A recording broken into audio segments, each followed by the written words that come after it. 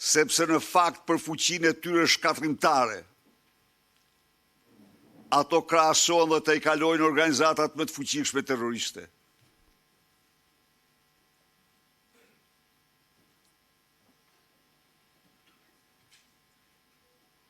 Në këtë kuadër të karteleve organizata terroriste, Shqipëria mund të renditet e dyta pas Venezuelës ose krahas Kolumbisë.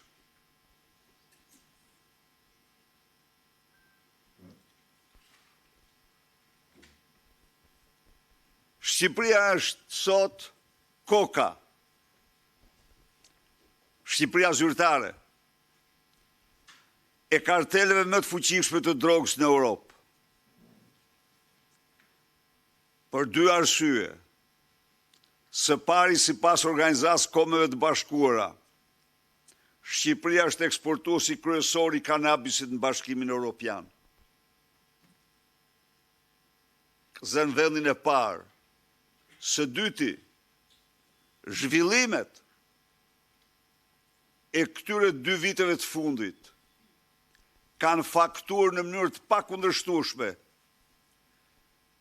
se trafikantët shqiptar, kartelet shqiptare të kokainës, përcaktojnë çmimin e këtij helmi në Europë. Dhe çmimin e përcakton ai që sjell më shumë. Ai që është aksioneri më i madh.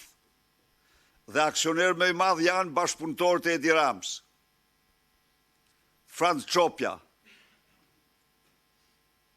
dhe grupe tjera të cilat ne as nuk i dim, po unë vetëm një emër, vetëm një dhanë do t'u jap ju.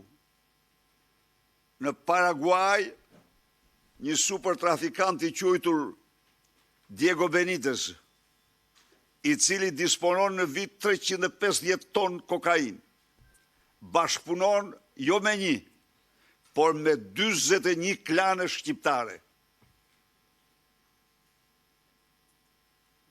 41 klane shqiptare. Ju garantoj se, po kaq famëzi, sa që janë në Europë, klanet shqiptare të drogës me mbështetje nga qeveria shqiptare, janë edhe koha do provojë edhe në Shtetet Bashkuara të Amerikës, edhe në Australi, edhe në Azi dhe në vendet tjera.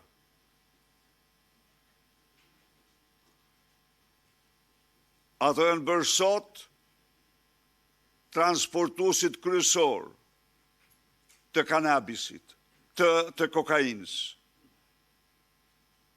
Miliardierët më të shumë të kokainës.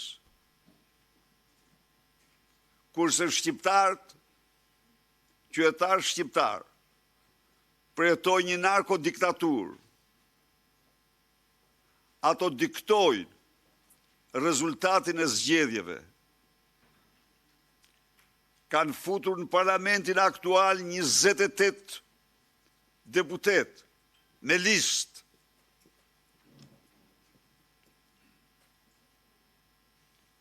Ato marrin çdo vendim, emërojnë çdo ministër. Ju rikujtoj këtu se Ergjys Agasi, për llogari të bandave dhe të tij, ka larguar nga detyra 3 ministra të brendshëm. Kush ishte Ergjys Agasi? Njeriu më i afërt në çdo aspekt i Edi Ramës. Njeriu më i afërt. Njeriu që mirte pengje për Edi Ramën dhe që organizon të sjell peng edhe Arben Ahmetajn për shkak të denoncimeve që i bën ai nga Lugano.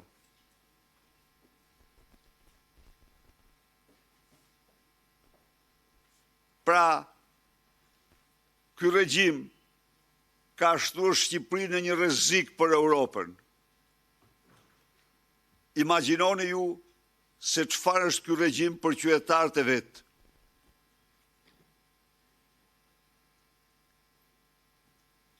ministrat, drejtori i përgjithshëm i policisë, ministra, drejtor agjencisë, janë që të gjithë të lidhur ka me xhep me klanet e drogës. Sepse padrinoja i vendit e konsideron drogën si rrugën e zhvillimit. Ka shtruar Shqipërinë në lavatricën më gjigande të larjes parave të drogës në Europë. Ky vend ka sot treguesin e ndërtimit 300%, më të lartë se treguesi mesatari i ndërtimit për Bashkimin Evropian. 300%. Çmimet janë stratosferike, ndërtimet nuk kanë të ndalur. Imagjinoni ku po shkon vendi ynë.